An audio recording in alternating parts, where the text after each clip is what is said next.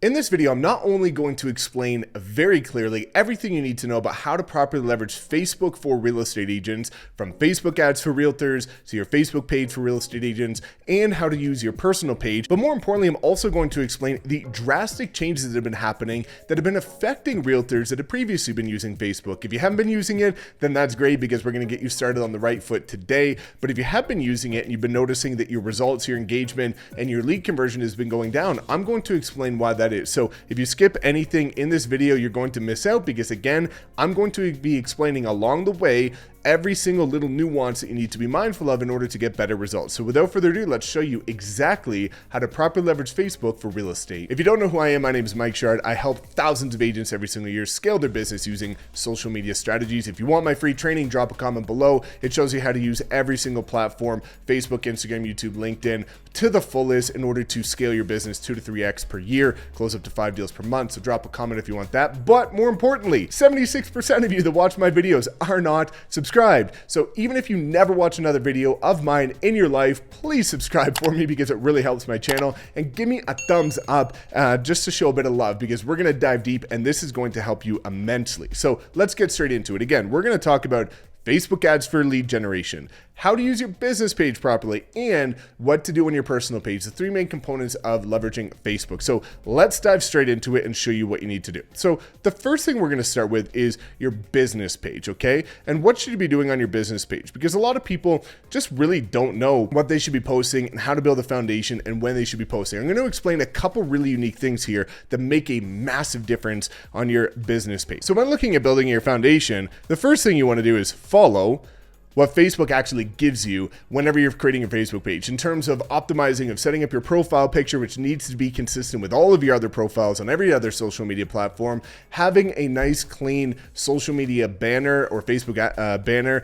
that highlights your market or shows a property that is relevant to your city, making sure that you've got all your contact information and a little description about you as well. Now, the second thing is you want to make sure you set up something like ManyChat for your send message button, because what happens is Facebook actually ranks your page in terms of how quickly you respond to messages. So if you don't have something that's automated that will respond to people for you, then what's going to happen is it's going to say you're not responsive. Whereas if you look at my Facebook page or any other person that's using an automated bot like ManyChat, what you'll see is it says 100% of messages responded to in less than a minute, very responsive. And that helps rank your page. Whereas if you're unresponsive, Facebook's saying, well, this person's clearly not that active on their Facebook page. We're not going to drive traffic or help you rank whenever people are searching for a local realtor in your market. So you really want to make sure that you've got some sort of messenger bot there set up on your send message button to make sure that you can get more people. And the last thing is you want to make sure that you've got your testimonials section set up, because this is going to be a very great way to rank your page.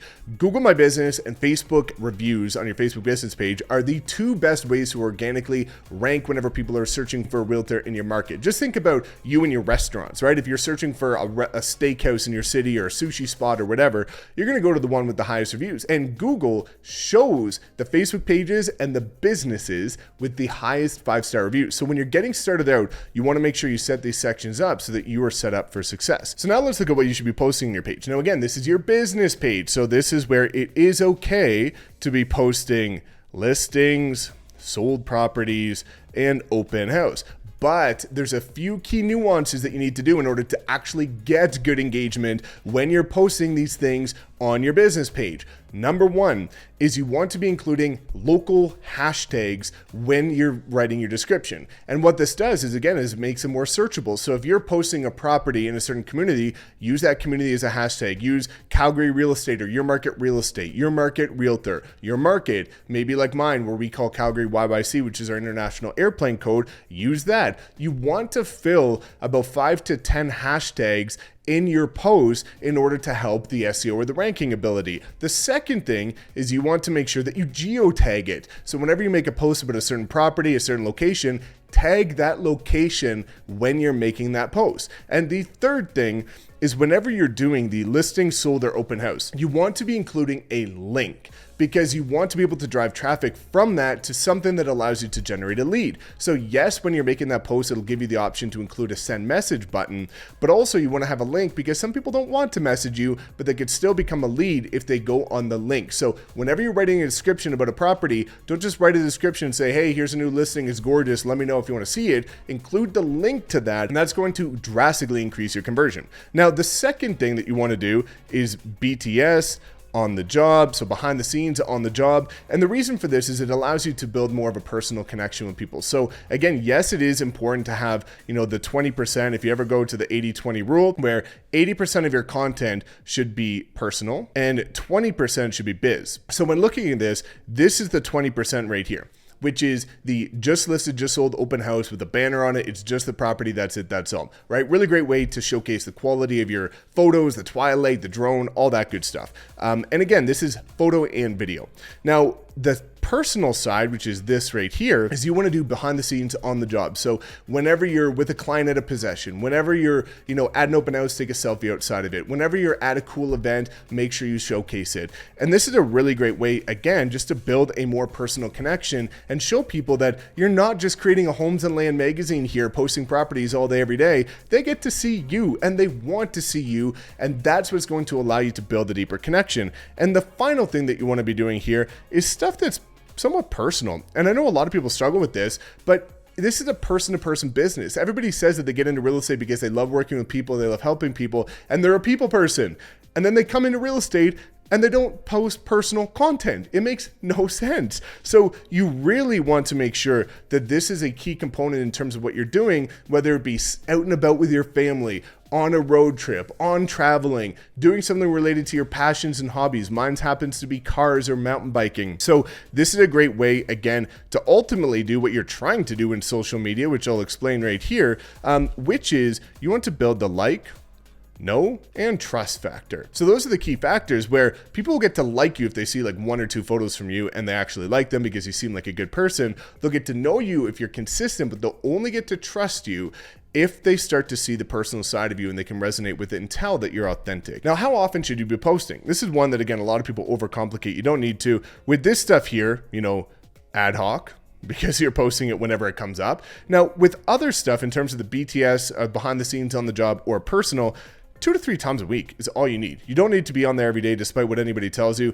I see real estate coaches, get this. There's a real estate coach that told an agent that joined me to post 10 times a day. And I went to that real estate coach's profile and they post once a month.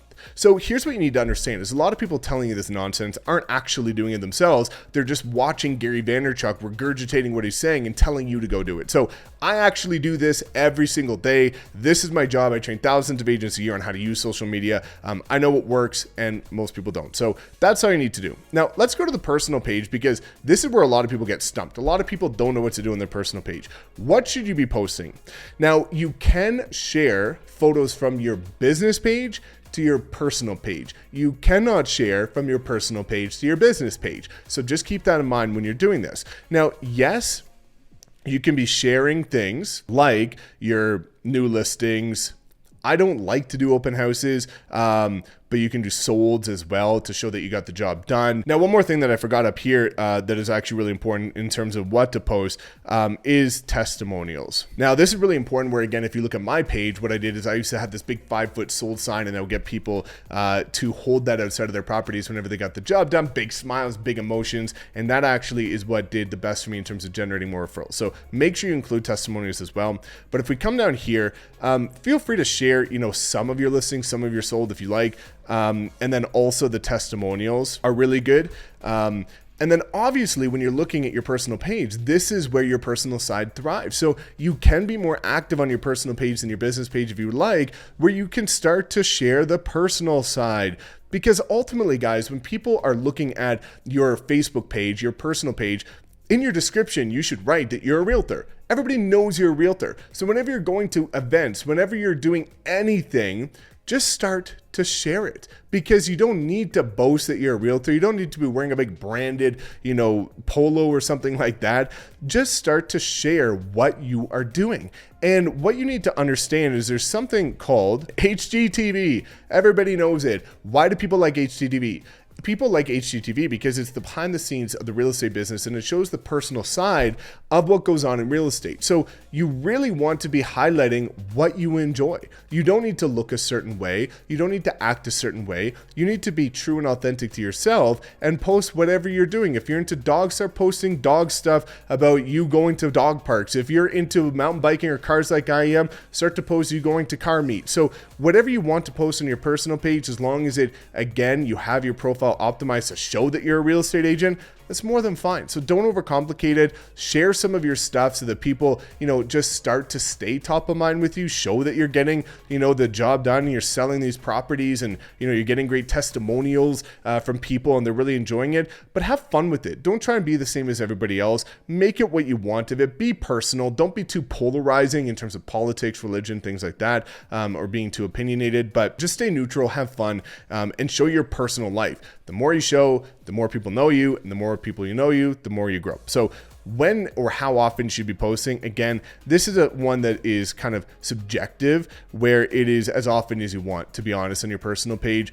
You can't really overdo it, but again, I recommend 2 to 3 times a week if you want to build momentum, and then you can adjust from there. So now let's get into what a lot of people are probably here for, which is the Facebook ads and lead generation. A lot has changed here, and let me explain why. So one of the biggest things that has changed and what's driving everybody absolutely insane when we look at this is the iOS updates and the special ad category. These are two things that completely ruined what a lot of people were doing. The iOS 14 updates, what's happening is, if you don't know, now people, whenever they're downloading apps or whenever they get a new phone, they're prompted to opt out of targeted advertising on Facebook and Instagram, which of course some are doing. And then the special ad category made it so that you can't actually target less than a 50-mile radius. You can't adjust your gender. You can't use detailed targeting. So what I'm going to do is I'm going to explain how to get around this, what to do to get better results so that you don't fall victim to this. So now all hope is not lost. And I want to explain to you how to get better results using Facebook ads going forward, knowing